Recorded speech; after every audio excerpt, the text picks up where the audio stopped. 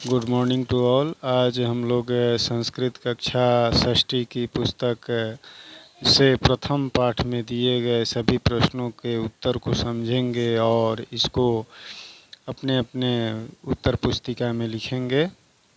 इसमें जो पहला प्रश्न है, चित्रम दृष्ट्वा लिखन्तु आम अथवा न। चित्र को देख करके लिखना है, हाँ या नहीं।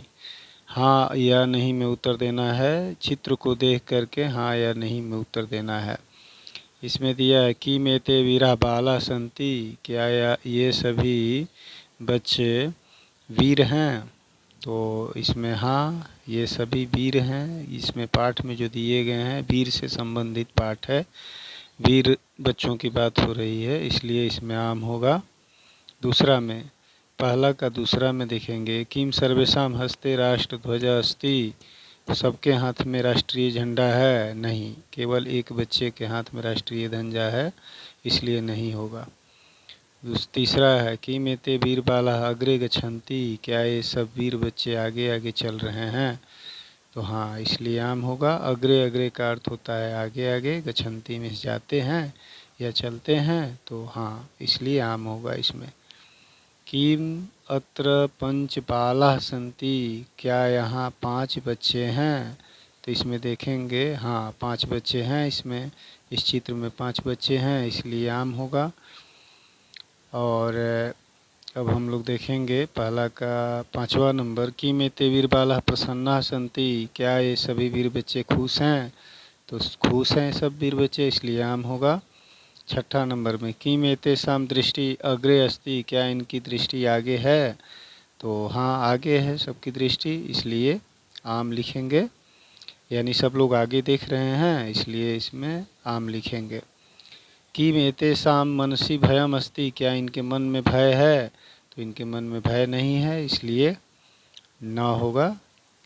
कह रहा है कि किम एतेषां मनसि भयम् अस्ति, क्या इनके मन में भय है, तो भय नहीं है, इसलिए न होगा।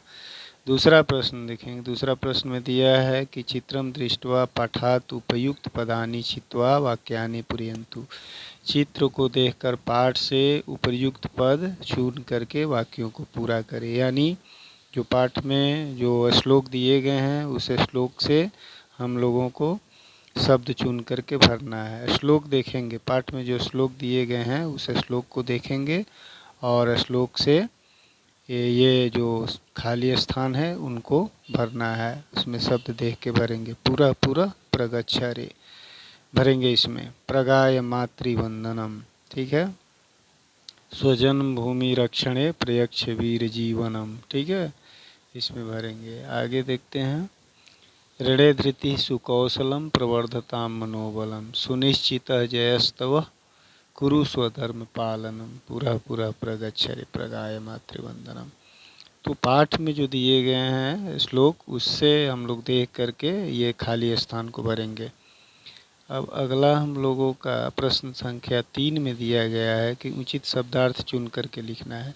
पूरा पूरा का शब्दार्थ लिखना है। पूरा पूरा का दूसरा मतलब अर्थ क्या होगा। पूरा पूरा का अर्थ होगा आगे आगे, इसलिए अग्रे अग्रे दिया गया है। प्रयक्ष का मतलब होता है देना, यक्ष धातु है, इसलिए प्रयक्ष का अर्थ होता है देना। तो देही का मतलब भी देना होता है, तो शब्दार्थ इसका देही हो जाएगा प्रयक्ष का। और जय का अर्थ होता है विजय, जय या विजय दोनों एक दूसरे के समानार्थक हैं, इसलिए केवल इसमें जय में वी उपसर्ग लग गया है, लेकिन दोनों का अर्थ एक ही है, इसलिए जय का समानार्थक शब्द अर्थात शब्दार्थ इसका विजय होगा। भूमि का शब्दार्थ होगा पृथ्वी और रणे का शब्दार्थ होगा युद्ध है। ये तीसरा प्रश्न में दिए गए हैं, इसका उत्तर लिखेंगे इस प्रकार। और अगला हम लोग देखते हैं, आगे जो प्रश्न दिए गए हैं ये मूल्यात्मक प्रश्न है। इसमें दिए गए हैं कि भवन्तः एतत् गीतम अपठन्, आप सभी ये गीत पढ़ें। एतत् गीतम देशभक्तिं प्रति प्रेरयति, भवन्तः स्वदेशाय किं किं कर्तुं शक्नोति इति वदन्तु, आप इस देश के लिए क्या कर सकते हैं। तो अपने बारे में लिखना है, आप क्या कर सकते हैं। आप अपने बारे में 4 लाइन लिखें, इसमें दिया है। तो मान लीजिए मैं अपने बारे में लिखूं कि अहम स्वदेशाय रक्षणम करिष्यामि, मैं अपने देश की रक्षा करूंगा। अहम सदा सत्यम वदिष्यामि, मैं सदा सत्य बोलूँगा।